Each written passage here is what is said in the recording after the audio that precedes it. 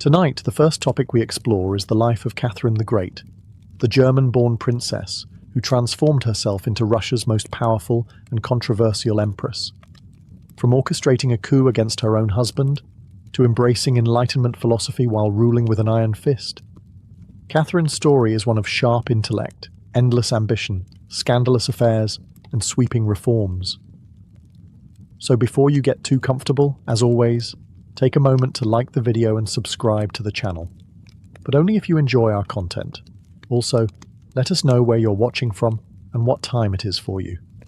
Sometimes our stories are too interesting, and we're working on a few boring ones, we promise. It's time now to dim the lights, turn on a fan for some background noise, and let's cover what we have for tonight. Together. She was born Sophie Friederike Auguste von Anhalt-Zerbst-Dornburg on May 2nd, 1729, in a quiet corner of the Holy Roman Empire. Her family was noble, yes, but only just. They were minor German aristocrats, well-connected but not powerful, living in modest comfort, not in grandeur. Her father was a Prussian officer. Her mother was ambitious and sharp-tongued, dreaming of elevating the family's status through clever marriage alliances. Sophie, even as a child, sensed this hunger for social climbing, sensed it, and, in time, would wield it like a weapon. She wasn't born to rule. No one in Germany whispered her name with destiny. Yet she was bright, intellectually curious, unusually poised, and obsessed with learning. She absorbed languages easily, devoured books, and watched court behavior with hawk-like focus. Her world was small, but her mind was already wandering far beyond the cold halls of Zerbst. When she was 14, the unexpected happened. Empress Elizabeth of Russia, who had no children of her own, had chosen a successor. Her nephew, Peter of Holstein-Gottorp, another German-born noble. But Peter needed a bride, and Elizabeth wanted one who could be easily moulded. Sophie was selected. Overnight, her world shifted. Russia was not just another country. It was an empire, vast and strange, and it would soon become her home. The journey was long and cold. Sophie arrived in Russia as a foreigner, with little Russian, no Orthodox faith, and only a name that tied her to her former life. But she didn't hesitate. She converted to Orthodoxy, taking the name Catherine Alexeyevna. She studied Russian day and night until she could speak it better than Peter. She adapted, reshaped herself, erased any trace of resistance. Her mother called her too serious. Courtiers called her too quiet. But Catherine was studying everyone, especially her future husband. She saw in Peter a boy trapped in a man's body, childish and awkward, more enamored with his military dolls than with diplomacy or love. And in that cold realization, Catherine made her first quiet vow. If Peter could inherit a throne, she could steal one. She had arrived as a pawn in someone else's game. But already the pieces were moving, and Catherine intended to become queen. The royal wedding was everything it needed to be, grand, symbolic, politically useful. But for Catherine, it was also the beginning of a long, icy winter. Her husband, Peter, was no Prince Charming. Immature, awkward, and emotionally stunted, Peter showed little interest in his bride. He spent more time marching toy soldiers across tabletops than engaging in the affairs of court, or the heart. At times, he seemed more like a child playing emperor than a man destined to rule one of the world's largest empires. Catherine, however, played her part with quiet precision. She smiled at the right moments. She dressed with elegance. She observed everything, especially what not to become. She quickly realized that if she was to survive in the Russian court, she had to rely on her wits, not her marriage. And so, she began to build a life of the mind. She read compulsively, hiding books beneath her pillows and staying up through the night. History, philosophy. The writings of Montesquieu, Rousseau, and Voltaire became her secret teachers. She wrote letters, kept journals, and began to shape a private vision of what a ruler could be, someone who used power not for cruelty or indulgence but for progress, justice, and reform. In a palace that whispered with intrigue, Catherine was quietly becoming dangerous. Yet danger worked both ways. The court was treacherous. Spies lingered in hallways. Alliances shifted overnight. Even Catherine's health faltered. Rumours swirled that Peter resented her so deeply. He withheld medicine during a near-fatal illness. She recovered, but she never forgot. And so, Catherine began cultivating her own allies. A few key nobles, military men, even her personal physician. She learned which words to say, which to withhold, and which to whisper behind closed doors. And when her marriage turned cold, she turned to others for affection. Lovers entered her life, discreetly for now, and with them came influence, protection, and sometimes love. But love was not her goal. Power was. Peter was still the heir. But Catherine was no longer content to be his shadow. She had tasted the politics of survival, the thrill of reading forbidden texts, and the sweet clarity of ambition. She would not just be Empress by title, she would be Empress by will. When Empress Elizabeth died in 1762, Peter III ascended the throne. Catherine, now in her early 30s, had waited over a decade in the shadows, reading, learning, preparing. But the man she married remained as erratic and unpopular as ever. In just a few short months, Peter managed to alienate the Russian Orthodox Church, insult the nobility, and withdraw troops from a victorious war against Prussia, his homeland's ally, but Russia's enemy. His loyalty to Frederick the Great disgusted the military. His mocking of Russian traditions infuriated the court. And Catherine? She watched it all with silent precision. She had already begun nurturing a quiet network of loyalists. Men like Grigory Orlov, a dashing military officer, and her lover, who had close ties to the Imperial Guard. Orlov wasn't just a romantic partner, he was her key to power. Behind palace walls, Catherine whispered her plans. She made promises. She secured oaths.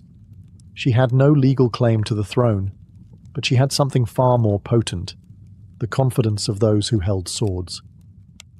Then came the moment. On the morning of June 28th, 1762, with Peter distracted and unaware, Catherine made her move. She rode to the Izmailovsky regiment barracks, stood before the soldiers, and declared herself sovereign of Russia. They pledged loyalty on the spot. One by one, the guards, the nobles, and even the clergy followed. She rode through St. Petersburg in full regalia, calm and commanding. The people didn't rise against her. They welcomed her. Peter fled. Days later, he was forced to abdicate, and soon after, he was dead, murdered under suspicious circumstances, likely by Catherine's allies. She never admitted to ordering it. She never denied benefiting from it.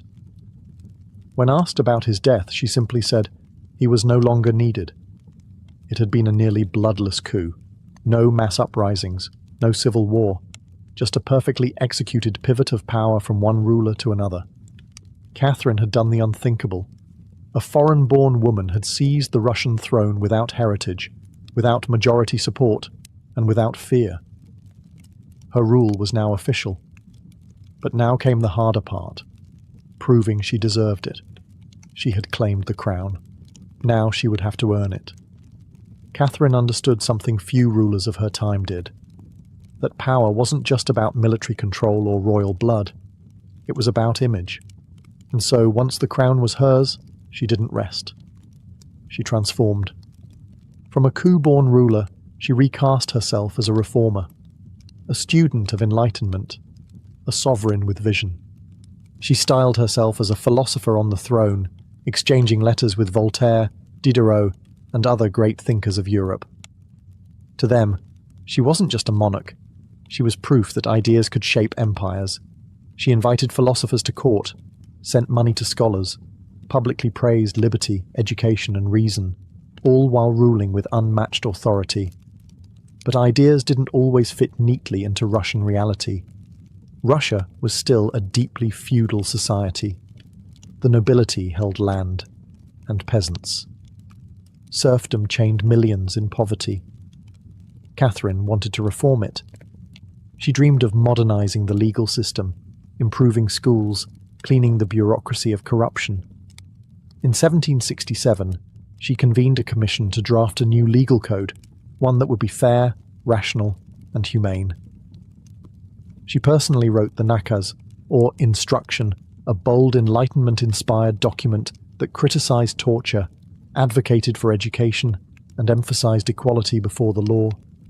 European thinkers hailed it as visionary. But at home, the commission failed. The nobles weren't interested in giving up their privileges. The clergy pushed back against secular ideas. And Catherine, ever the realist, stepped back. She would not spark civil war in the name of idealism. She shelved many reforms, but she never abandoned the image of reform. Still, some changes did take root. She expanded education, especially for girls. She founded the Smolny Institute for Noble Maidens, Russia's first state-funded school for women. She poured resources into the arts, opening theatres, libraries, and museums. Under her reign, St. Petersburg became a centre of culture and elegance. She was building a Russian enlightenment, not by force, but by inspiration. Yet her enlightenment was a delicate dance. She had to keep the nobles loyal, the peasants quiet, and the philosophers impressed. She walked a tightrope between progress and preservation, between ideals and power. Catherine spoke the language of liberty, but she ruled with the discipline of a monarch, and behind every public ideal was a very calculated strategy. For all her intellect and discipline, Catherine could never escape one thing: people's obsession with her personal life. In the glittering halls of the Russian court, where whispers travelled faster than truth, the Empress's lovers became legends. Her first great affair after the coup had been with Grigory Orlov, the soldier who helped bring her to power. Brave, loyal, and handsome, Orlov was more than a romantic partner. He was her co-conspirator. Together, they had reshaped the future of the Russian Empire. But as the years passed, their bond began to fade. Orlov's behaviour turned erratic, and Catherine, ever rational, began to look elsewhere. What followed was a long series of liaisons, each one carefully chosen. These were not reckless flings. Catherine's lovers were often men of talent, intelligence, or military value. They were part of her political ecosystem. Some were gifted administrators, others were generals. And one, Grigory Potemkin, would become the most significant. Potemkin was no ordinary court favourite. He was brilliant, passionate, and ambitious. Their love burned intensely, and though it didn't last romantically forever, their political partnership endured for life. Potemkin helped Catherine secure Crimea, expand Russia's borders, and shape foreign policy. They may have even secretly married, though no proof was ever found. But even after they drifted romantically, they wrote to each other constantly, warm, witty, and often intimate letters that revealed mutual admiration. Still, the court, and the continent, gossiped. Foreign ambassadors reported breathlessly on her long list of lovers. Pamphlets in Europe painted her as immoral, debauched, even dangerous. One grotesque rumour, completely false, claimed she died attempting to be intimate with a horse. It was pure slander, weaponized misogyny meant to punish a woman for ruling with strength and sensuality. Catherine never responded to these attacks directly. She didn't need to. Her rule spoke louder than any whisper. She had taken and held the Russian throne. She expanded its territory, reformed its institutions, and governed with unmatched efficiency. Yes, she loved fiercely, but never foolishly. Her affairs may have shocked the old world, but to Catherine, love was just another arena of politics, a place where loyalty was earned, passion was useful, and hearts could be as strategic as armies. Catherine spoke often of liberty, of justice, of enlightenment, but behind the silks and salons, behind the witty letters to Voltaire and the progressive speeches, was a ruler who understood the necessity of power and the price of keeping it. In 1773, just over a decade into her reign, Russia erupted. A man named Yemelyan Pugachev, a Cossack and former soldier, claimed to be none other than Peter III, Catherine's long-dead husband. He called her a usurper, promised land to the peasants, freedom to the serfs. He lit a flame that spread quickly through the countryside, where suffering and resentment had long been simmering. It became the Pugachev Rebellion, the largest peasant uprising in Russian history. Catherine, shaken, responded without mercy. Troops were dispatched, villages burned, rebels were captured, tortured, and hanged. Pugachev himself was paraded through Moscow in a cage before being executed, and with his death, Catherine sent a clear message: challenge the throne, and you will suffer. It was a turning point. The empress who had once championed the rights of the people now ruled with far less idealism. She had seen what chaos looked like, and it terrified her.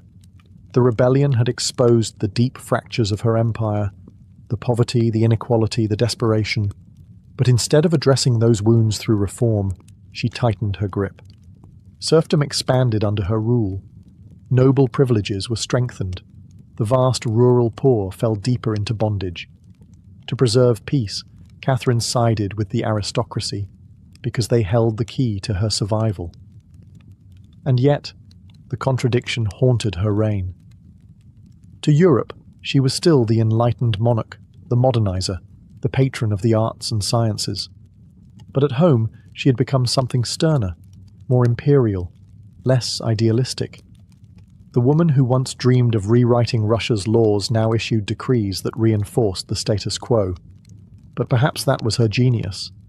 Catherine had learned what many idealists never do, that to keep power in a turbulent world, you sometimes have to betray the very ideas that brought you there. She wore philosophy like a crown, but underneath it was iron. If Catherine ruled Russia with vision, she expanded it with precision. Unlike many monarchs who dreamed only of securing borders, she dreamed of growing them. Her Russia would not just be a landmass, it would be an empire of influence, culture, and raw geopolitical power. She turned her gaze south first, to the Black Sea and the weakening Ottoman Empire. Controlling the Crimea meant warm water ports, new trade routes, and strategic dominance. The wars were long and costly, but Catherine's army, guided in part by her trusted advisor Grigory Potemkin, was relentless. By 1783, Crimea was annexed. Russia now had direct access to the Black Sea, and with it, a seat at the table of maritime powers. Next, she turned west. Poland, fractured by internal strife and weakened by centuries of political infighting, became her next focus. Catherine positioned herself as a protector of Polish stability while secretly working to divide and conquer. In 3 stages, the partitions of Poland, she joined with Austria and Prussia to carve up the country. By the final partition in 1795, Poland as an independent state had vanished. A once proud kingdom was now divided, and much of its eastern territory belonged to Catherine. It was brutal diplomacy, cold, calculated, effective. Under her reign, Russia's borders expanded by more than 200,000 square miles. Millions of new subjects were added: Ukrainians, Belarusians, Lithuanians, Tatars, Jews. The Russian Empire had never been larger, nor more diverse. But expansion came with cost. The new territories were difficult to govern. Some resisted Russian control, others demanded autonomy. The empire grew heavier and harder to hold. Catherine responded with reforms, reorganizing provinces, setting up new schools, and attempting to standardize administration. It was a bureaucratic race against unrest. Yet through it all, Catherine remained composed. She presented her conquests not as imperial aggression, but as civilization's advance. She wrote to European leaders as if she were spreading Enlightenment ideals, not swallowing nations. To her allies, she was a stateswoman. To her enemies, an imperial predator. But to history, she was something more rare. A ruler who expanded an empire not through reckless war, but through cunning strategy and diplomatic elegance. With every annexation, her Russia grew not just in size, but in ambition. As Catherine aged, the fire in her mind never dimmed, but her body began to slow. She remained fiercely active in government, reading reports, drafting reforms, and attending court functions well into her 60s. But the world around her was changing, and fast. Across Europe, revolution was in the air. In 1789, the French Revolution erupted, sending shockwaves through every royal court. Kings were beheaded. Crowds demanded liberty and equality. For an empress who once embraced Enlightenment ideals, the uprising was deeply unsettling. Catherine, once a friend to philosophers, now saw their words as dangerous sparks. She banned French revolutionary texts. She tightened censorship. Her court, once open to ideas, became suspicious and guarded. Her enlightenment, it seemed, had an expiration date. She also grew more isolated. The love of her life, Potemkin, passed away in 1791. Their relationship had long shifted from romantic to political, but his death struck her deeply. She continued to rely on younger favourites, men who were charming and loyal, but rarely matched the strategic brilliance of her earlier companions. And then there was her son, Paul. Catherine distrusted him. She saw in Paul none of her intelligence, none of her stability. He was emotional, impulsive, and drawn to autocratic ideals that clashed with her more balanced style.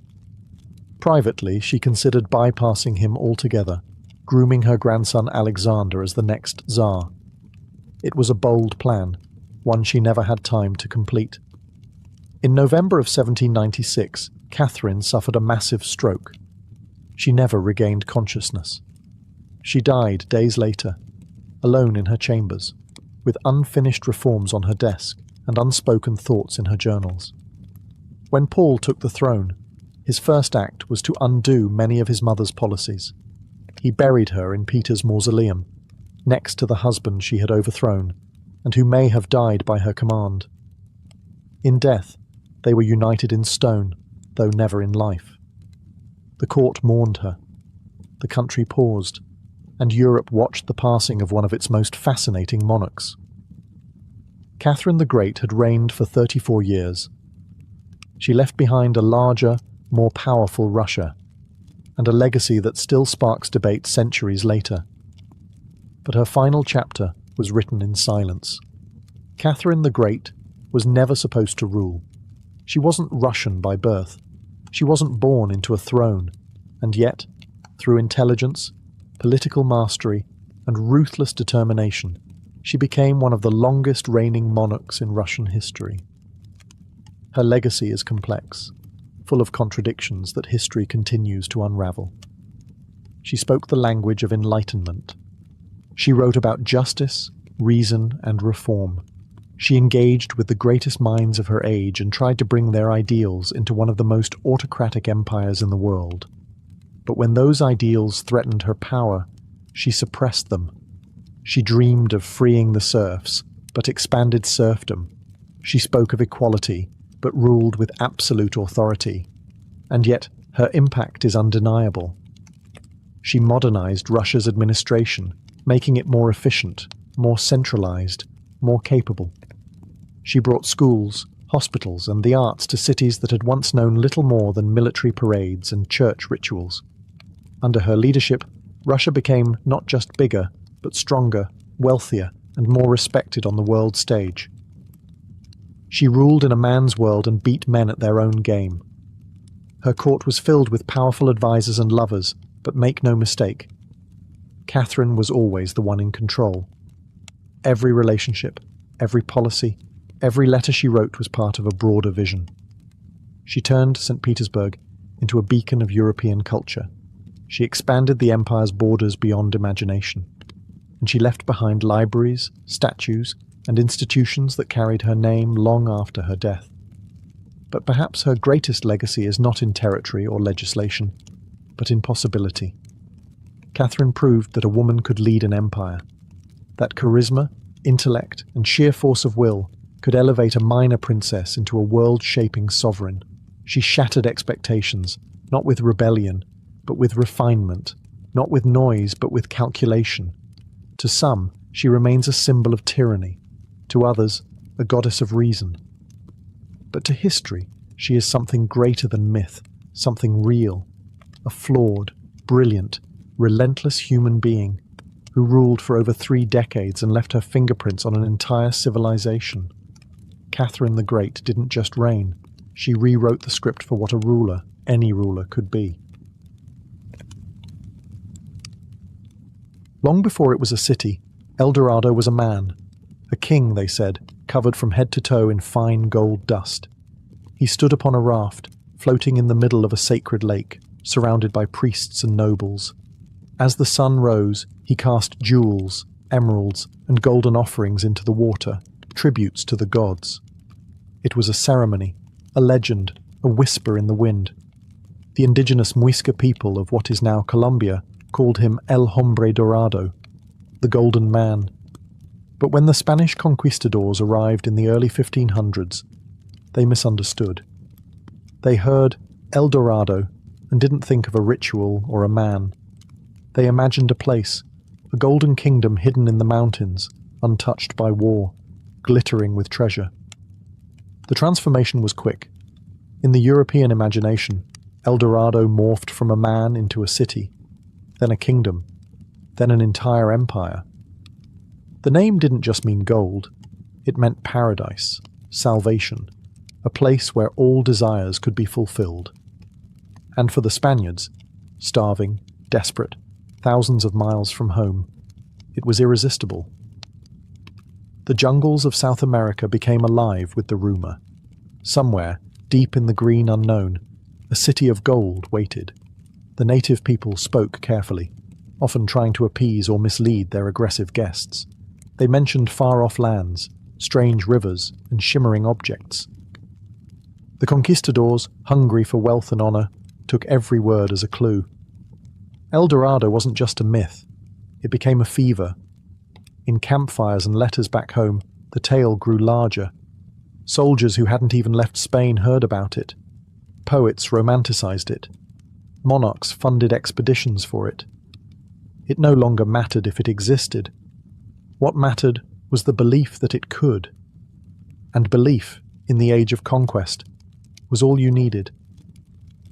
This golden illusion would drive some men to greatness, and others to madness. It would become one of the most powerful legends in the history of exploration, a promise of riches just out of reach, always deeper in the jungle, always just beyond the next ridge. El Dorado was no longer a story. It was a compass that pointed to nowhere. And still, they followed it. In 1541, a brutal expedition set out from Quito, led by Gonzalo Pizarro, brother of the infamous Francisco Pizarro, who had conquered the Inca Empire. Gonzalo had heard the rumors of cinnamon forests, of lands rich with gold, and of a golden city called El Dorado waiting just beyond the Andes. He was determined to find it, no matter the cost. He brought with him over 300 Spanish soldiers, hundreds of native porters, a few dozen horses, and a dream made of gold and desperation. The jungle, however, was not a dream. It was a living, breathing nightmare. Rain poured for days without stopping. Rivers swelled and swallowed their supplies. Insects devoured skin. Men collapsed from exhaustion, hunger, and disease. As the weeks dragged into months, the expedition began to disintegrate. Food vanished. Morale crumbled. Many of the indigenous porters died or fled. The Spanish, wearing heavy armor and carrying weapons now useless against the jungle, became weak and paranoid. Gonzalo Pizarro, desperate, ordered a smaller party to push ahead in search of food and a way forward. That group was led by Francisco de Orellana, a lesser-known nobleman who would soon make history by accident. Orellana's party floated down a river, following its winding current deeper into unknown territory. Days turned into weeks, and Orellana realized he couldn't return upstream to rejoin Pizarro. There was only one path left, forward. With a handful of men and a makeshift brigantine, Orellana continued down what would one day be called the Amazon River. He passed through vast, seemingly endless forests and encountered indigenous civilizations that appeared far more advanced than expected. He later claimed to have seen grand cities, well-organized societies, and even tribes of warrior women, stories that would inflame the El Dorado legend for centuries. Eventually, Orellana reached the Atlantic Ocean. He became the first European to navigate the entire length of the Amazon, but he had found no gold, no El Dorado, only a myth that now stretched across a continent. Back in the Andes, Gonzalo Pizarro's forces had nearly all died. The survivors crawled back to Quito, broken and starving, but the damage had already been done. The jungle had taken its first real blood for El Dorado, and the myth was just getting started. By the mid-1500s, the Spanish obsession with El Dorado had shifted from the vast unknown of the jungle to a single, haunting place: Lake Guatavita. Nestled in the green highlands of what is now central Colombia, this almost perfectly circular crater lake shimmered with eerie beauty. But it wasn't the view that drew conquistadors. It was the legend. The Muisca people, who lived nearby, had long performed sacred rituals there. One ritual in particular had gripped European imaginations: a chieftain, naked and dusted in gold, sailing to the center of the lake on a raft, tossing emeralds, gold, and precious offerings into the water as gifts to the gods. To the Spanish, it wasn't religion. It was a vault, and they were determined to open it. In 1536, conquistador Gonzalo Jiménez de Quesada was the first to arrive. His men fished a few golden trinkets from the lake's edge, stirring just enough hope to keep the obsession alive. Over the next few decades, multiple attempts were made to extract the supposed treasure resting at the lake's bottom. In one of the most infamous efforts, in 1580, a wealthy entrepreneur named Antonio de Sepúlveda tried to drain the entire lake. He and his crew of indigenous laborers dug a massive gash into the mountainside, forming a channel to bleed the water away. As the level dropped, mud and debris surfaced, along with some pieces of gold. But the sides collapsed before the lake could be fully drained. The excavation killed many workers, and while a few golden artifacts were found, the mythical hoard of treasure remained hidden beneath layers of silt and legend. Still, the effort had a strange consequence. The lake itself became sacred to the myth of El Dorado. It wasn't just a backdrop anymore. It became the beating heart of the story. A place where gold had been offered for centuries, where secrets lay buried beneath the water's surface, and where hope refused to die. Even centuries later, Lake Guatavita would draw treasure hunters armed with sonar, scuba gear, and dynamite. But the lake remained stubborn. It kept its secrets close. And like the myth it fueled, it promised everything, and delivered only echoes. By the late 16th century, El Dorado fever had crossed the Atlantic. No longer was it only a Spanish pursuit. Now the English, ambitious, rising, and eager to challenge Spain's dominance, set their sights on the Golden City, and no one was more enchanted by the legend than Sir Walter Raleigh. A poet, soldier, and favourite of Queen Elizabeth II, Raleigh was bold, intelligent, and full of theatrical charm. But he was also fiercely ambitious, desperate to carve a legacy that would rival the great conquistadors. El Dorado, he believed, was not just a myth, it was his destiny. In 1595, Raleigh sailed to Guyana, the dense, unmapped region near the Orinoco River in present-day Venezuela. He had read Spanish reports, heard tales from captured natives, and convinced himself that the city of gold lay somewhere in the rain-drenched interior. His journey was grueling, thick jungles, choking heat, and uncooperative terrain, but he returned home with a spectacular story. He claimed to have found a civilization on the verge of discovery, a land rich with gold ruled by a mighty emperor just beyond reach. His published account, The Discovery of the Large, Rich, and Beautiful Empire of Guyana, was filled with vague maps and suggestive detail. There was no proof, but Raleigh's words sparkled with enough imagination to captivate England. Queen Elizabeth was intrigued, the public was enthralled, Raleigh became a legend. But the years passed. Elizabeth died. Raleigh lost his favour and his freedom, imprisoned in the Tower of London under King James I, yet El Dorado still burned in his mind. In 1617, after years of confinement, he was granted one last chance, an expedition to Guyana to finally prove his claim. This time, it all fell apart. His men attacked a Spanish outpost, violating the fragile peace between England and Spain. Worse, Raleigh's beloved son Wat was killed in the skirmish. Defeated, grieving, and empty-handed, Raleigh returned to England. King James was furious. Raleigh was executed in 1618, beheaded in public, his dreams undone by the very myth he once made shine. He had chased a city that may never have existed, and in doing so, he became its most tragic explorer. As the centuries turned, El Dorado refused to die. With every failed expedition, the myth only grew more potent, like a mirage that shimmered brighter the more it was chased. The jungle, vast and uncharted, became both canvas and executioner. Countless men ventured into its emerald depths, convinced that gold awaited just beyond the next ridge, the next river, the next breathless day. They came from everywhere: Portuguese fortune seekers, German adventurers, Dutch traders, Jesuit missionaries. Each carried stories, weapons, and dreams. Few returned. Fewer still returned sane. The Amazon rainforest, which spans millions of square kilometers, is one of the most unforgiving environments on Earth. Thick canopies blocked out the sun. Rivers changed direction without warning. Poisonous insects and deadly snakes blended into the foliage. Starvation claimed some.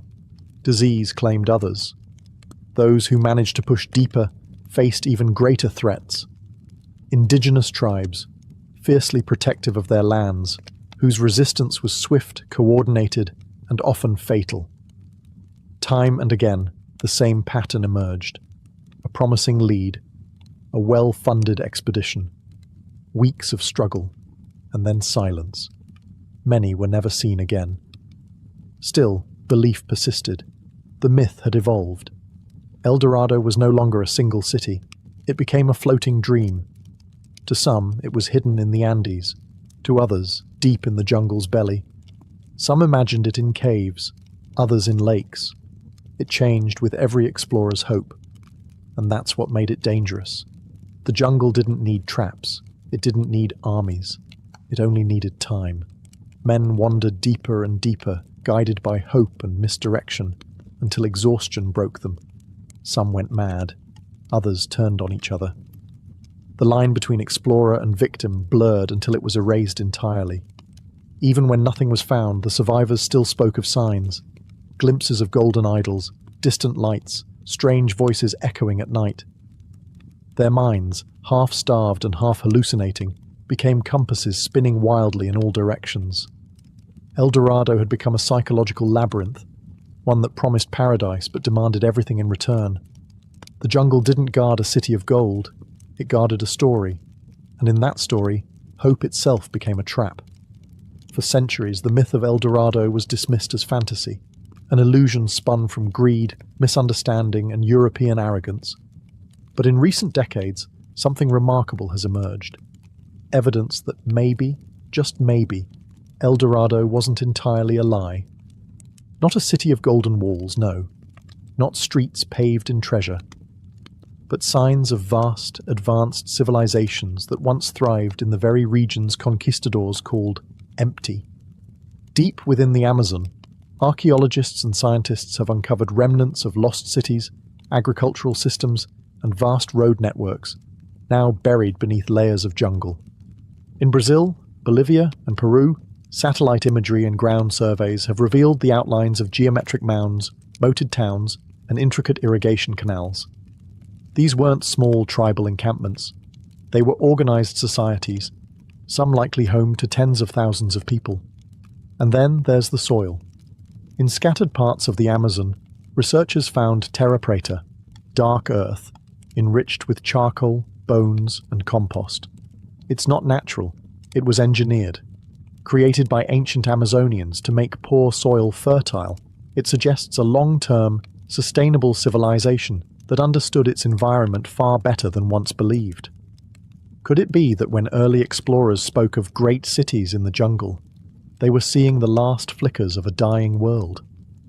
A civilization ravaged by European disease before it could be fully understood? Some believe so. Even Francisco de Orellana, whose Amazon journey was long considered exaggerated, is now being reassessed. His claims of bustling cities and powerful tribes were dismissed for centuries, but new findings suggest he may have been telling the truth, just a version of it Europe wasn't ready to believe. So perhaps El Dorado was never one golden city, but the reflection of many real ones, a patchwork of thriving cultures that dazzled the eyes of outsiders only to vanish under jungle and time. The legend, then, was not built from nothing. It was built from fragments, misunderstood and reshaped by conquest. The gold may have been symbolic, the grandeur exaggerated, but the roots of the story were always real. El Dorado may not have been a place on a map, but it may have been a memory. As the myth of El Dorado spread through Europe, it didn't just live in songs or whispered tales, it was etched into maps. From the 16th to the 18th centuries, map makers, cartographers working from stories rather than science, began to fill the blank spaces of South America with invention. The unknown was terrifying, but it was also a blank canvas. And nothing filled that canvas better than gold. Across old parchment maps, the word El Dorado appears in bold script, pinned to lakes, rivers, and mountains that never existed. Sometimes the city was shown as nestled near Lake Guatavita. Other times, it floated deep in the Amazon or hidden behind the Orinoco. Some maps included entire golden empires, complete with drawn buildings, sun temples, and fantastical creatures guarding the way. These maps weren't drawn to deceive. Not exactly. They were drawn to sell. Each one was a siren song to monarchs, merchants, and mercenaries. They sparked funding for expeditions. They justified claims over foreign lands. They offered explorers something just real enough to chase. The absence of proof was the point. The less certain the location, the more imagination it allowed. And so the myth grew, not just in stories, but in geography. Some of these maps found their way into royal courts. Others were published in books, passed from hand to hand by those dreaming of wealth and wonder. They were copied, plagiarized, embellished, and every new version added more detail, more certainty, more allure. These false geographies had real consequences. Expeditions were launched based on them. Lives were lost pursuing the curves of rivers that didn't exist. Entire regions were colonized based on legends scribbled by men who had never stepped foot outside Europe. But the most fascinating part? Some of these maps continued to circulate after El Dorado had been discredited. Why? Because humans don't let go of hope easily. A map is more than a tool, it's a promise. And these promises glittered. Even today, those antique maps are sought after collector's items. Not because they're accurate, but because they captured a moment when belief was stronger than evidence.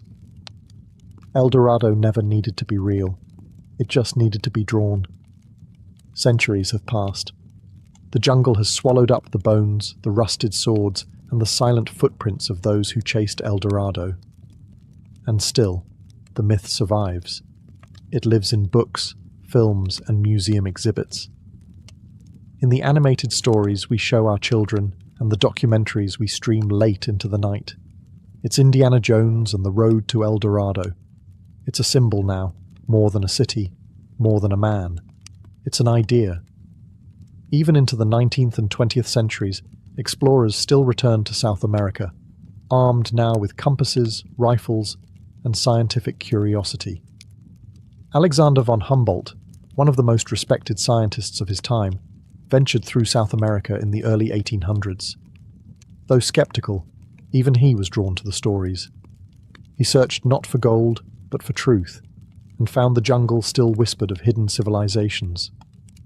Later came Percy Fawcett, the British explorer whose obsession with a lost Amazonian city, he called it Zed, mirrored the old dreams of El Dorado. In 1925, he vanished into the jungle with his son, never to return. Some say he died at the hands of a tribe. Others believe he found something and chose to stay hidden. And even in the 21st century, the search hasn't ended. Armed with satellite imagery, drones, and LiDAR technology, archaeologists are still uncovering evidence of ancient, complex Amazonian civilizations. No golden city has been found, but new ruins, earthworks, and settlement grids suggest that the heart of the jungle once beat with life far richer than ever imagined. And yet, El Dorado still gleams, not on the ground, but in the mind. Because we never really needed proof. We needed the pursuit. The idea that somewhere out there is more, that one last secret remains untold. That if we go far enough, try hard enough, risk enough, we'll find the thing that changes everything. El Dorado is no longer a physical place. It's a metaphor for ambition, for obsession, for the human hunger for what lies just beyond the horizon. We chase it in careers, in relationships, in dreams, and sometimes in jungles. It doesn't matter if it's real. What matters is that we keep walking toward it. In the end, El Dorado was never found. No gilded city, no palace walls shimmering in the sun, no thrones carved from emerald. The jungle never opened its hands.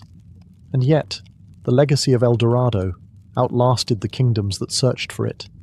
Because what the explorers didn't realize, what they couldn't realize, was that the real treasure was never gold. It was what the journey revealed about themselves, about civilization, and about the stories we cling to. They found rivers no map had ever shown. They encountered people with knowledge of the forest that rivaled any European academy. They recorded languages, flora, and customs never before seen by the Western world. Some of them, like Francisco de Orellana, unknowingly made history not by discovering El Dorado, but by opening a path into the heart of the largest rainforest on Earth.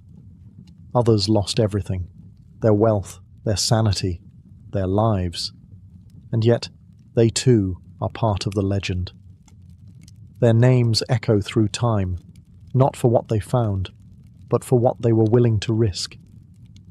El Dorado endures because it speaks to something buried deep inside us, the belief that there is always more to discover, more to become, more just beyond the horizon. We see it in every venture, every impossible dream.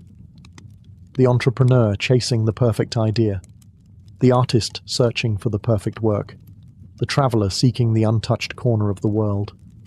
They are all, in their own way, following a golden city that may not exist, but still shapes everything they do. The myth is not a failure. It's a mirror. It reflects our ambition, our curiosity, and yes, our greed. It shows how far we'll go for something beautiful, something meaningful, something that whispers to us in the quiet, saying, just a little further. El Dorado is not a lost city. It's a question, and each generation answers it in their own way. So the next time you hear a story too good to be true, ask yourself, is it a lie, or is it a dream worth chasing? Because sometimes the real El Dorado is the journey itself. The origins of the Olympic Games weren't about records or trophies, they were about reverence. It was the year 776 BCE, deep in the cradle of ancient Greece. Across the mountains and valleys people began to gather, not to fight, not to trade, but to worship. They came to a sacred place known as Olympia, nestled in the lush landscape of the Peloponnesian Peninsula. There was no city here, only a religious sanctuary, shaded by olive trees and protected by the watchful gaze of gods carved in marble. The purpose? To honor Zeus, the king of the gods, through ritual, sacrifice, and the physical excellence of mortal men. The Olympic Games were born not in a stadium, but at an altar, an ancient mound of ash built from generations of burnt offerings. Before a single race was run, before a discus flew through the air, sacrifices were made. Oxen were led to the altar. Incense was burned. Hymns were sung. The first Olympics were, at their core, an act of devotion. Only Greek men were allowed to compete, only free citizens. They came representing their polis, city-states like Athens, Corinth, Argos and Sparta. Each athlete wasn't just racing for himself. He was racing for his homeland, carrying its pride on his back like a cloak. There were no stands, no announcers, no global audience. But the air buzzed with something sacred. Olympia became a crossroads where language, politics and rivalry paused, if only for a few days, and Greeks remembered that they were one people under the gods. And so, from all corners of the Hellenic world, they came barefoot and bronzed, some walking for weeks just to be part of the moment. Competing wasn't just allowed, it was holy. It was a way of stepping closer to the divine, of testing the human form as the gods intended it to be, strong, focused, and unashamed. There was no gold, no silver, only honor. No empire had demanded this gathering, no king decreed it. The games rose from a deeper place, something woven into the soul of Greek identity. Here, in the shadow of temples, under the eyes of Zeus, the Olympic Games took their first breath, not as sport, but as sacred ritual. In a land often divided by rivalries and endless war, it was remarkable that, every 4 years, the Greeks found a reason to stop fighting. That reason was Zeus. Before each Olympic Games began, heralds were sent out from Elis, the region that governed Olympia, to announce the Ekecheiria, the sacred truce. It wasn't a suggestion. It was a solemn, binding agreement. For 1 month, sometimes 3, all warfare across the Greek world was to cease. No armies could march, no soldiers could draw swords. Even hostile borders were temporarily opened, allowing athletes, priests, and spectators to travel freely.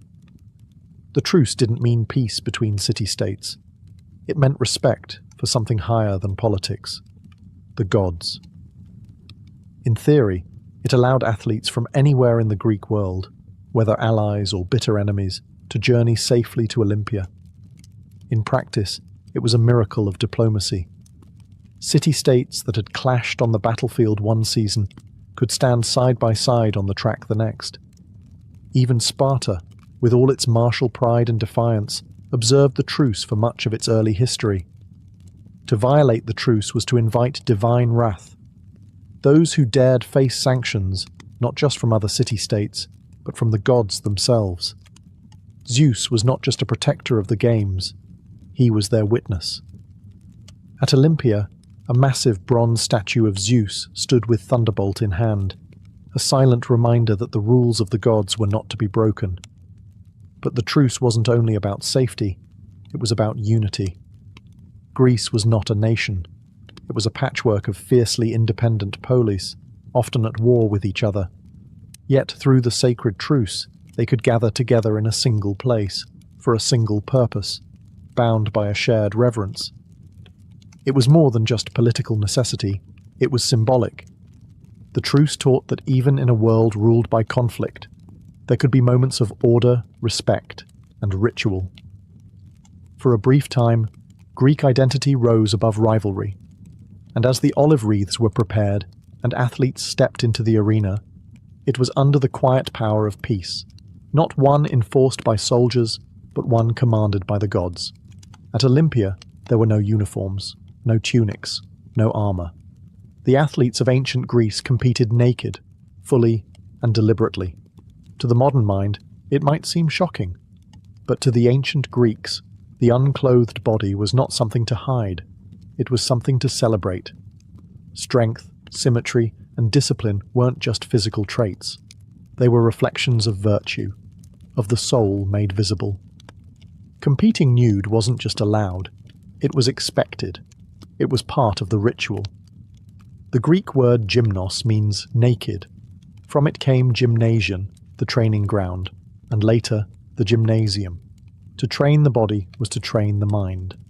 Athletes covered themselves in olive oil, not for vanity, but to showcase the form and reduce chafing during movement. Dust was often sprinkled over the oil to prevent slipping and to accentuate muscle definition. In this sacred setting, the human form became art. And it wasn't just about appearance, Competing naked symbolized equality. In the arena, wealth and social class were stripped away, literally. What remained was effort, discipline, and raw physical skill. The body became the only uniform, and excellence became the only rank. But this exposure also had a moral edge. For the Greeks, shame was not in nudity, but in cowardice, cheating, or weakness. To step onto the track, into the wrestling pit, or before the javelin line without clothing was a declaration, "I have nothing to hide." It was a gesture of transparency, of boldness. The athlete placed himself before the gods and his people in complete honesty. Sculptures from this era reflect that reverence. Chiseled statues of runners, discus throwers, and wrestlers, often idealized, were not just decorations. They were symbols of the heroic spirit, frozen in marble for generations to study and admire.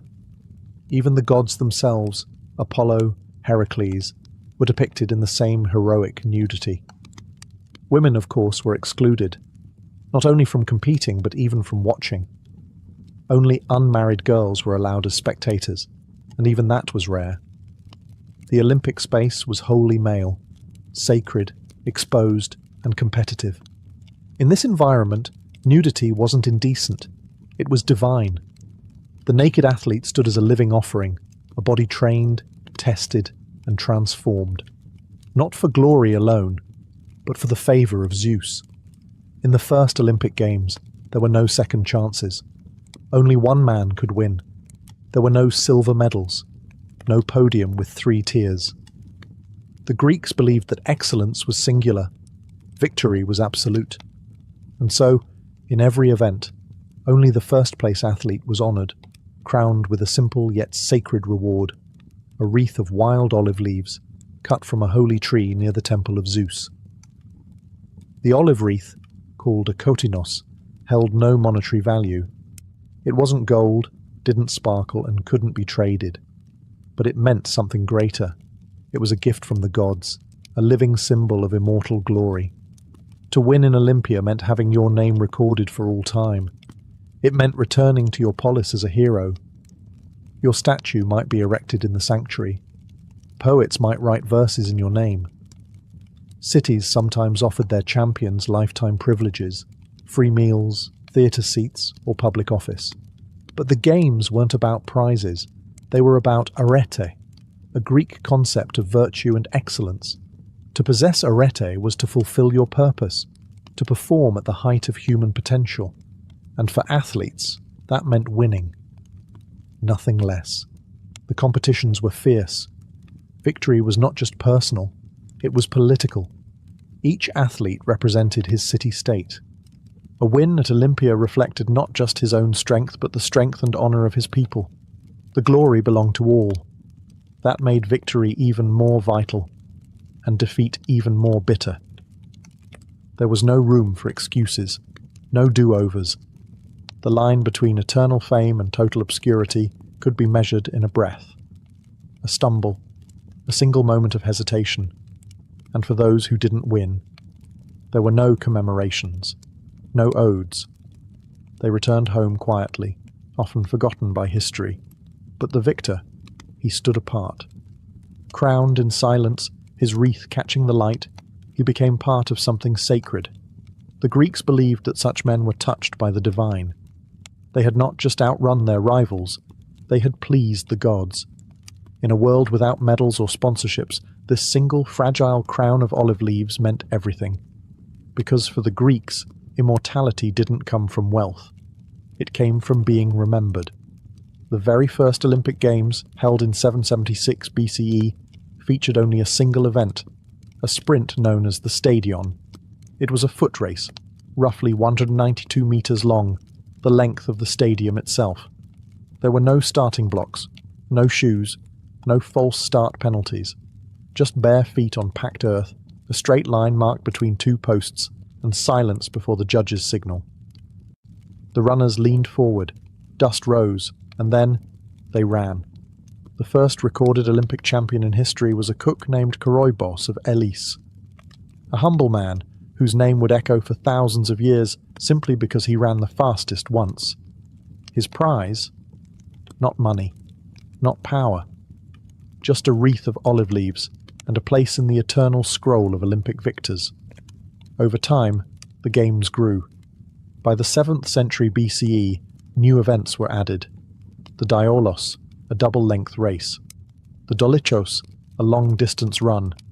Then came wrestling, discus, javelin, and the long jump, all parts of the brutal pentathlon, an event testing total physical ability.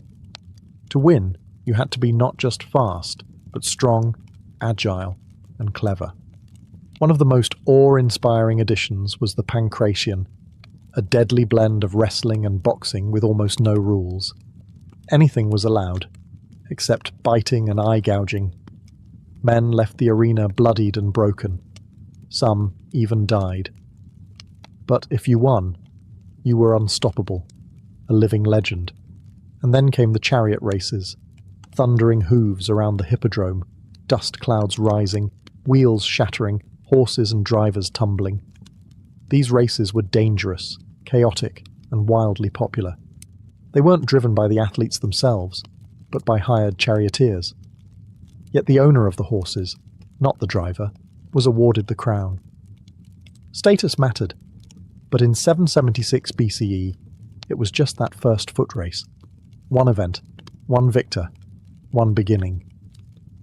And yet from that single competition, a movement was born, one that celebrated the physical form as divine, that pushed the body beyond comfort, and transformed sport into something more than a game.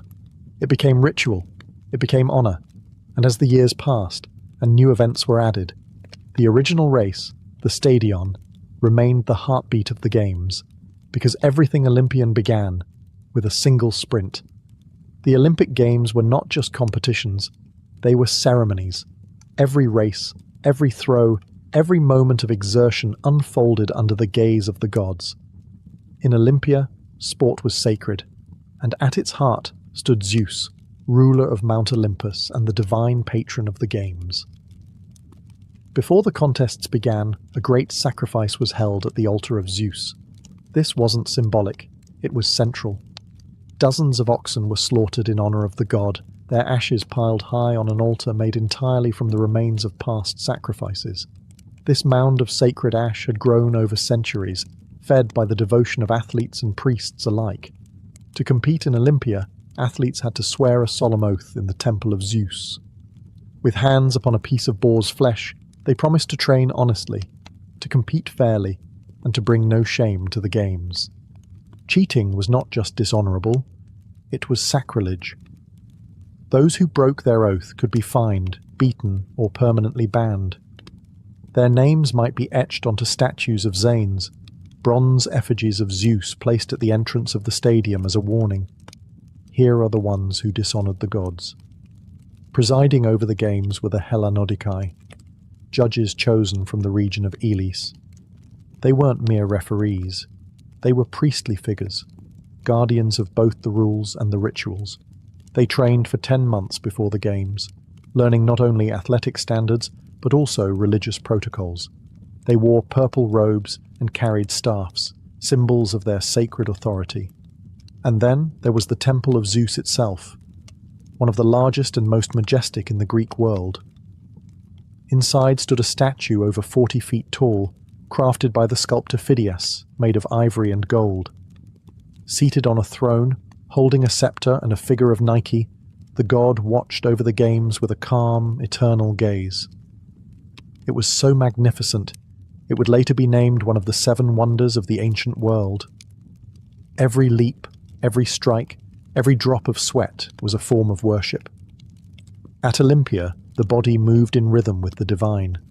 Victory wasn't just for pride, it was for Zeus. In ancient Olympia, the air was filled with competition, ritual, and the scent of olive oil. But one thing was conspicuously absent: women. The Olympic Games were an all-male affair, not only in competition but also in attendance. Married women were strictly forbidden from watching the games. The penalty, according to legend, was death, specifically being thrown off Mount Typaeon.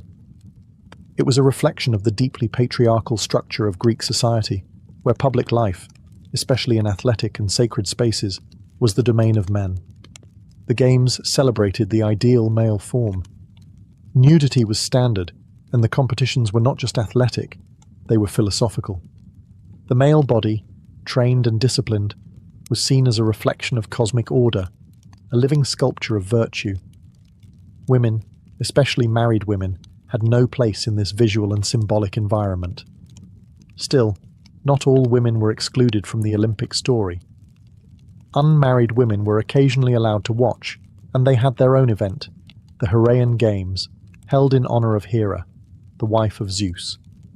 These games featured foot races for young girls, held in the same stadium, but with key differences. The races were shorter. The girls ran clothed, wearing short chitons that left one shoulder bare. Their hair was worn loose, unbound and free. The victors received olive crowns and were allowed to dedicate statues to Hera. But while the Heraean Games were meaningful, they were not the Olympics. The Olympic Games remained a sacred male ritual, bound to Zeus and military values. Strength, endurance, and glory were cultivated for the battlefield as much as the arena. To be an Olympic victor was to be a hero of the polis, a role Greek women were simply not allowed to assume. There is one curious exception, the case of Ciniska of Sparta, a wealthy woman who bred horses. Because chariot races awarded the crown to the owner, not the driver, Ciniska technically became the first female Olympic champion. But even she never set foot in the stadium to witness her victory. The exclusion of women wasn't just custom, it was religious law, social code, and cultural identity wrapped into one. In Olympia, the games were many things, but they were not for women. In ancient Greece, a victory at Olympia was more than personal triumph. It was political capital. To win was to bring honor not just to oneself, but to one's polis, the home city-state. Every athlete stood as a living emblem of where he came from. A victory in the Olympic Games meant superiority in strength, discipline, and divine favor, and that superiority reflected on the society that raised him. When an Olympic victor returned home, he was welcomed as a hero. City gates were opened in his honor, crowds lined the streets, songs were sung. His name might be carved into stone or etched into local memory by poets. One of the most famous was Pindar, who composed elaborate victory odes, rich in language and myth, commissioned by cities to immortalize their champions. But the celebration didn't end with applause. Victors were often rewarded with gifts, land, money, free meals for life, tax exemptions, or even statues in the public square. In some cities, they were given prime seats at the theatre or front rows at political gatherings. They might be elected to office, not because of their words, but because of their body and what it had proven in Olympia. Some wealthy elites used the Olympics to elevate their status. They funded training programs, sponsored athletes, or even bred horses for the chariot races, where the owner, not the driver, claimed the prize. For these aristocrats, an Olympic win was like winning an election. It cemented their legacy, increased their influence, and shaped how history would remember them. Even rivalries between city-states played out through sport. When Athens and Sparta clashed politically or militarily, they also watched each other closely in the arena. Who had more victors? Who trained harder? Which polis did the gods seem to favor? Victory was a message. We are the stronger people. Our way of life is the better path. In this way, the Olympic Games became a stage for diplomacy, a battlefield of symbolic war where cities competed for glory without drawing blood. The olive wreath may have looked humble, but in the world of ancient Greece, it carried the weight of political power, cultural pride, and immortal memory. For over 1,000 years, the Olympic Games burned bright in ancient Greece. Every 4 years, without fail, athletes, poets, priests, and spectators made the journey to Olympia, not for profit, but for glory, devotion, and unity. But nothing in history is eternal. In 393 CE, the Christian emperor Theodosius I issued a decree that brought the ancient games to an end. To him, they were a pagan ritual, incompatible with the growing dominance of Christianity in the Roman world. Temples were shuttered, altars dismantled, statues defaced. The sacred flame of Zeus was extinguished. The stadium fell silent. Centuries passed. The site of Olympia became ruins, slowly buried by time and earth. Nature reclaimed the track. The voices faded. The names of champions were forgotten, except by a few scribes who recorded their victories in dusty scrolls. And yet, the idea never truly died. In the 19th century, as archaeologists uncovered the bones of Olympia, its columns, temples, and training grounds, interest stirred again. What if the games could return? Not just as a curiosity, but as a global symbol. In 1896, the vision became reality.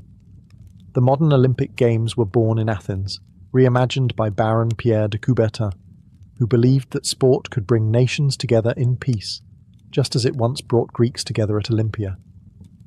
He borrowed many of the old traditions, the 4-year cycle, the flame, the procession of athletes.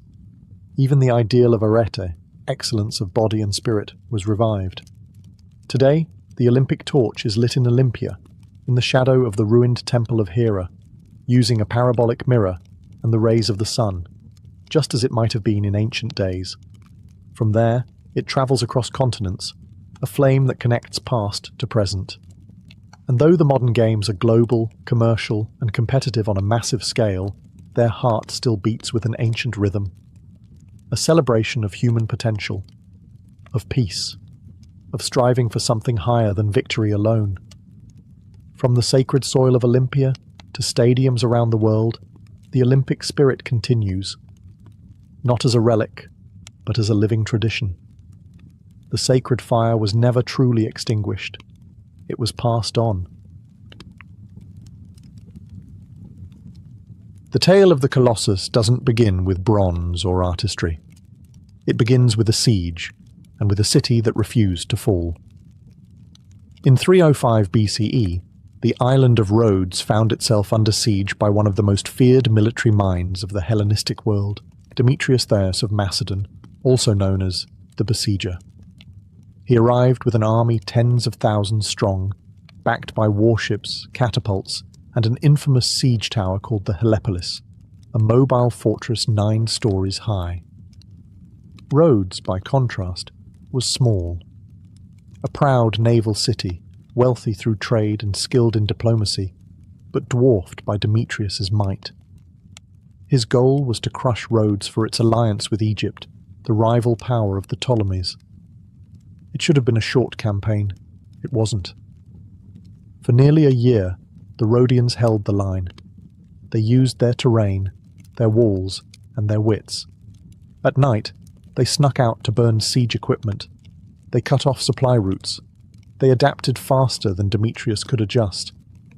Even when the massive Helepolis rolled toward the city, they found a way to disable it, drenching it with oil and setting it alight. Eventually, the siege collapsed. Demetrius withdrew, humiliated, leaving behind his war machines and shattered pride. The city was spared. Its people, though scarred, were unbroken. And now, they wanted to make sure no one ever forgot. The Rhodians gathered the remains of the siege, abandoned towers, broken catapults, and thousands of pounds of bronze and iron. These would not go to waste. They would be melted, reforged, and reborn, not into weapons, but into a monument. To mark their improbable victory, they chose to honor their patron deity, Helios, god of the sun. They would build him a statue, not ordinary, not even grand, but colossal, something the world had never seen. They commissioned Chares of Lindos, a sculptor known for his precision and ambition. He promised not just a statue, but a symbol, something that would say, in no uncertain terms, Rhodes stands tall. Rhodes stands free. And so, from the ashes of war, the vision of the Colossus began, not as a wonder, but as an act of defiance. With victory still fresh and pride swelling in their hearts, the people of Rhodes turned their attention to a project unlike any the world had ever seen. They would build a statue, not just to commemorate their resistance, but to send a message across the seas, a message cast in bronze and rooted in stone. They chose to honor Helios, the sun god, whom they believed had protected their city during the siege. In Rhodes, Helios wasn't a distant celestial being. He was a guardian, a presence woven into the identity of the island. His rays shone on every harbour stone, and now he would be given form. To bring that vision to life, they summoned Charis of Lindos, a native Rhodian and a master sculptor. Charis had trained under Lysippos, the famed sculptor of Alexander the Great. He understood proportion, symmetry, and ambition. The task before him was monumental. The Colossus would stand over 100 feet tall, nearly the height of a modern 10-story building. It would be made entirely of bronze, with a supporting structure of iron and stone. The materials came from the very siege machines Demetrius had left behind. Thousands of pounds of bronze from melted-down weapons and armour would become the skin of the god. What had once threatened Rhodes would now protect it. Construction began around 292 BCE, and it would take 12 years to complete. The process was slow and deliberate. The statue was likely built from the ground up, with each section carefully cast, assembled, and reinforced as the structure rose. Workers toiled in the blazing sun, shaping metal, aligning joints, and creating what would become one of the 7 wonders of the ancient world. We don't know exactly what it looked like. No ancient images survive. But it's believed Helios stood upright, perhaps with one hand shielding his eyes as he looked east, or with an arm raised in triumph, his face calm, his crown a radiant halo of sunbeams. It wasn't just art, it wasn't just religion, it was identity. Forged from the relics of war, the Colossus of Rhodes was more than a statue. It was a reminder to all who entered the harbour that this city stood unshaken, and that its light would not be dimmed. When the Colossus was finally completed, sometime around 280 BCE, it was not merely a statue, it was a revelation. Standing more than 30 metres tall, the Colossus of Rhodes was the tallest statue of the ancient world. Constructed entirely of bronze plates over an internal skeleton of iron and stone, it dominated the skyline of Rhodes and astonished every visitor who sailed into the harbour. Though later myths would claim it straddled the harbour entrance, with ships passing between its legs, historians and engineers agree. This would have been structurally impossible. Instead, the statue most likely stood to the side of the harbour, perhaps atop a stone pedestal, where it could be seen from afar, its bronze body gleaming in the sun, its crown of radiating spikes echoing the sun god's divine rays. The engineering behind it was nothing short of extraordinary. Each bronze plate was carefully shaped and fitted, locked into a hidden framework that kept the giant stable. Weights were distributed evenly. Joints were concealed. The statue may have been built using earthen ramps, which were raised gradually as construction climbed upward, then removed once the final section was complete. The figure of Helios likely stood in a calm, upright pose, one hand resting by his side, the other raised, perhaps in salute or holding a torch. His face was serene, youthful, and idealized, as was the Greek artistic tradition. His gaze would have been cast across the sea, watching over sailors and merchants as they entered the harbour of Rhodes. But the Colossus was more than just a guardian. He was a symbol. To Rhodians, Helios embodied freedom, resilience, and divine favour. His towering form announced to the world that Rhodes had not only survived the siege, but emerged greater. The city had taken the weapons of war and turned them into a monument of peace. Visitors stood in awe. The statue wasn't just tall, it seemed eternal. The sunlight danced across his bronze surface. His shadow stretched across the harbour walls. And for a moment, standing beneath him, one could almost believe the gods walked among men. In Helios, Rhodes had built its pride, and set it in bronze. For 12 shining years, the Colossus stood not just as a statue, but as a signal fire to the ancient world, announcing a new era for Rhodes. The city, long a crossroads of cultures and commerce, now found itself basking in international admiration.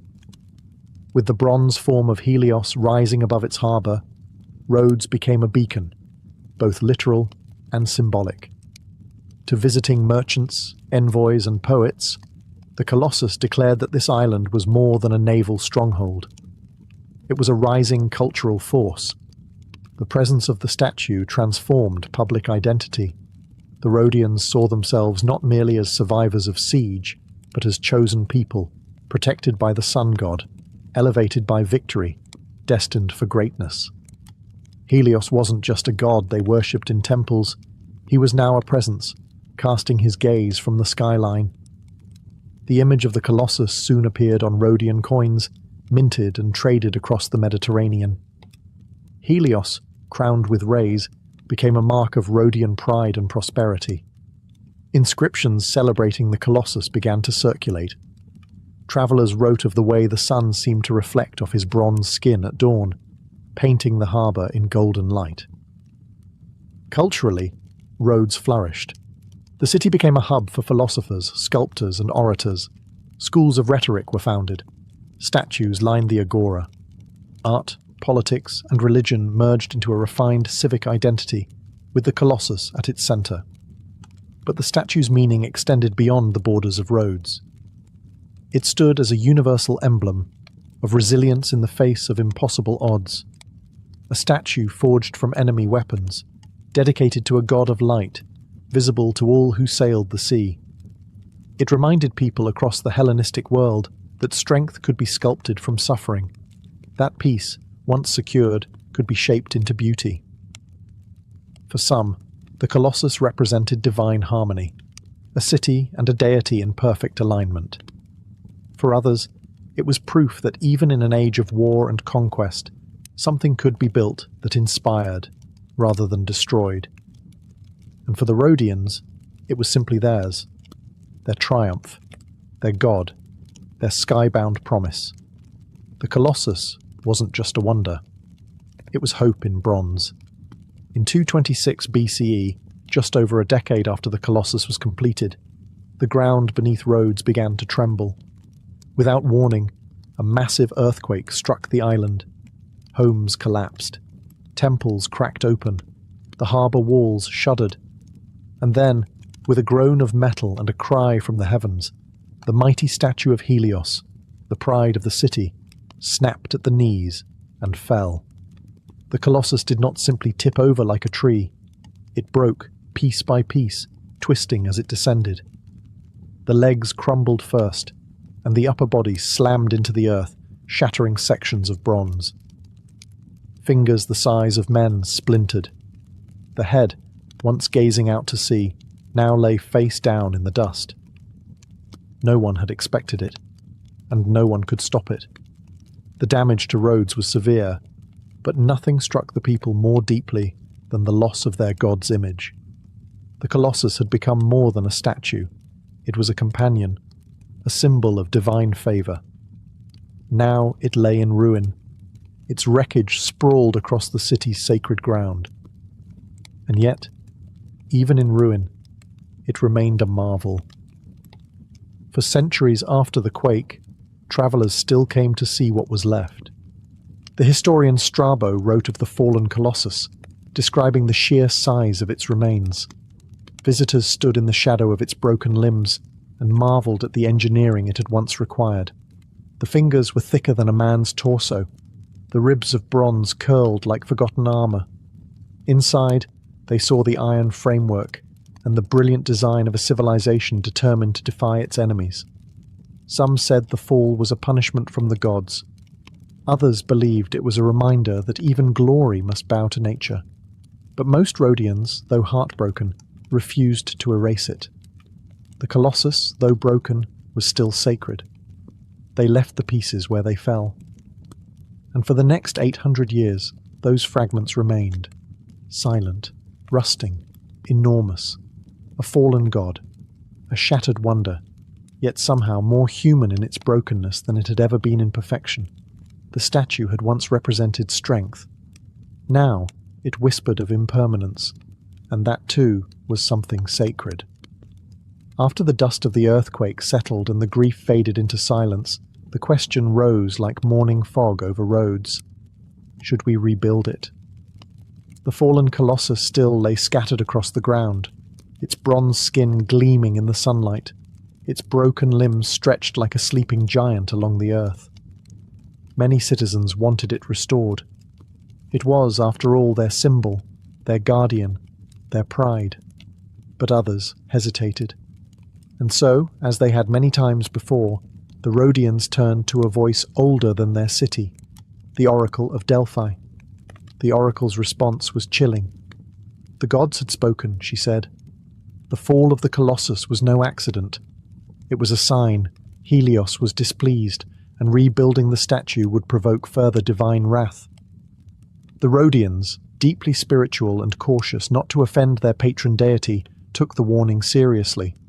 They abandoned the idea. But there were also practical reasons. Rebuilding a statue of such scale would have required enormous resources, materials, labor, time. The original Colossus had taken 12 years to construct. Its cost had been underwritten by the spoils of war and donations from allies. But now, the economic climate was different. The political landscape was more unstable. Rhodes faced new threats and shifting alliances. Rebuilding a statue, no matter how iconic, didn't seem wise in such uncertain times.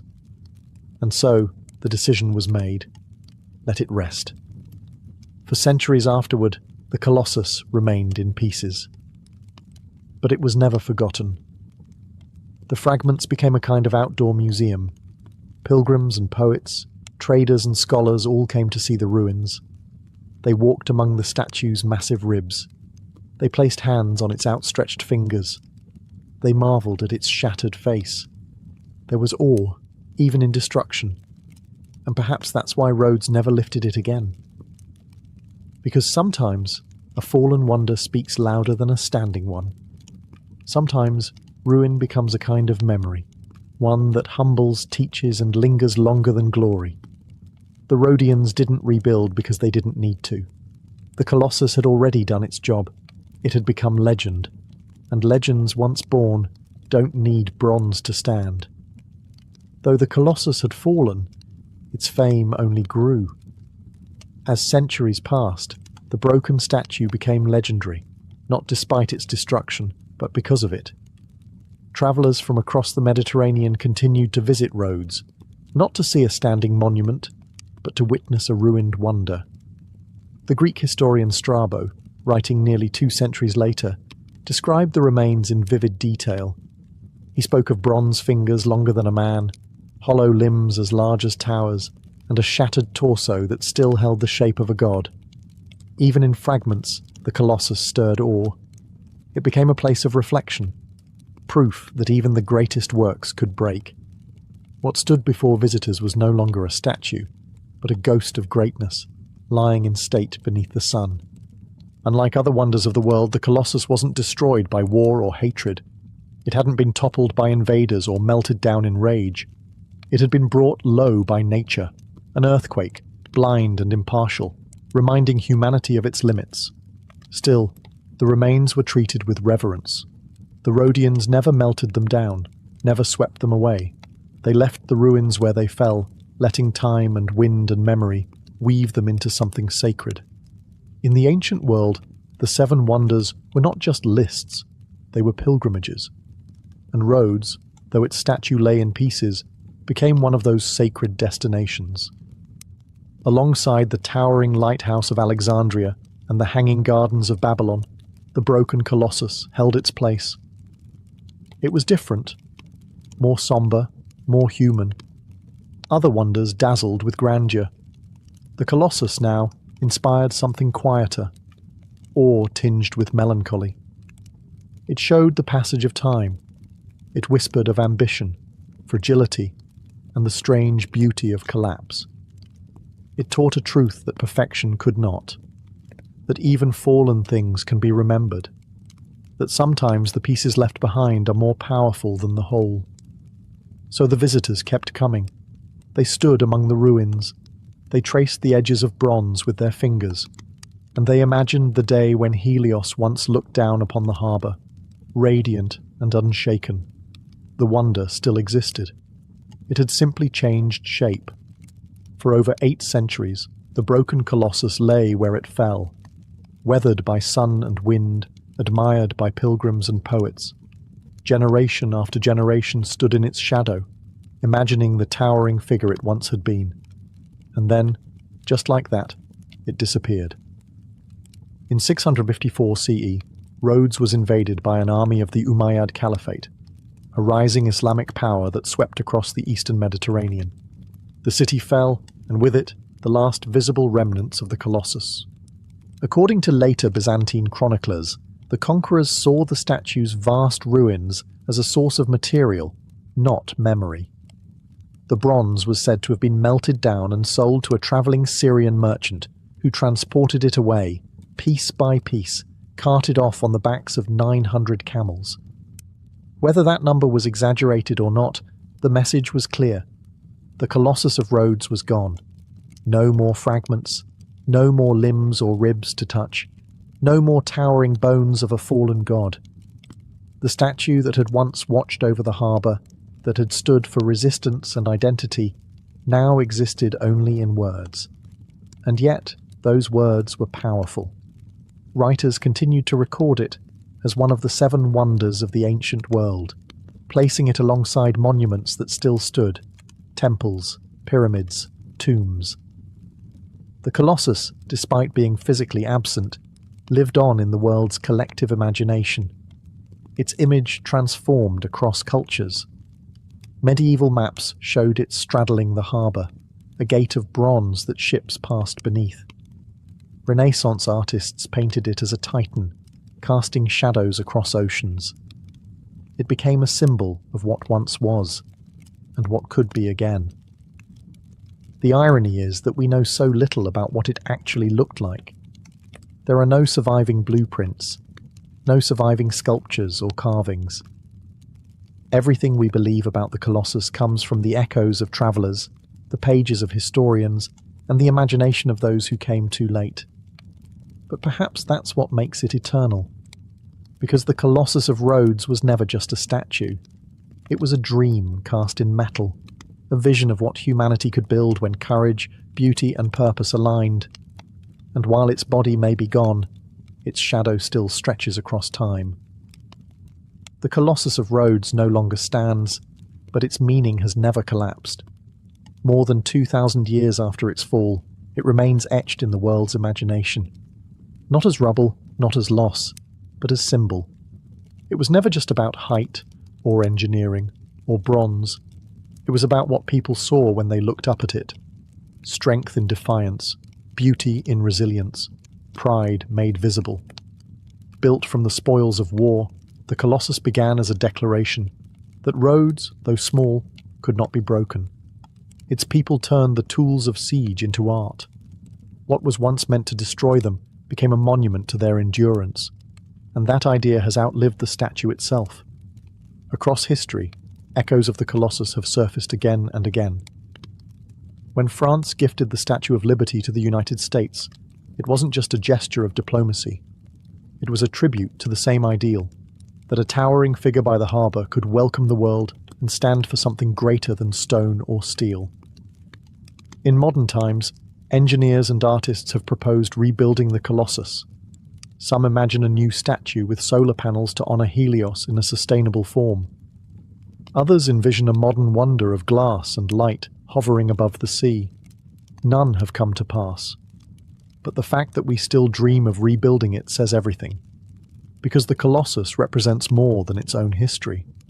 It represents the kind of monument humanity longs to build, not to kings or conquests, but to possibility, to the idea that out of devastation, something radiant can rise, to the belief that even when toppled, the spirit of a people remains. In every shattered empire and every rising city, in every monument built after war, in every torch held aloft at the edge of a harbour, the Colossus still stands. It stands in stories, in symbols, and in the space between who we are and what we dare to build. Roads may be quiet now, but in the minds of those who remember, a god of bronze still watches the waves, and even broken, he shines.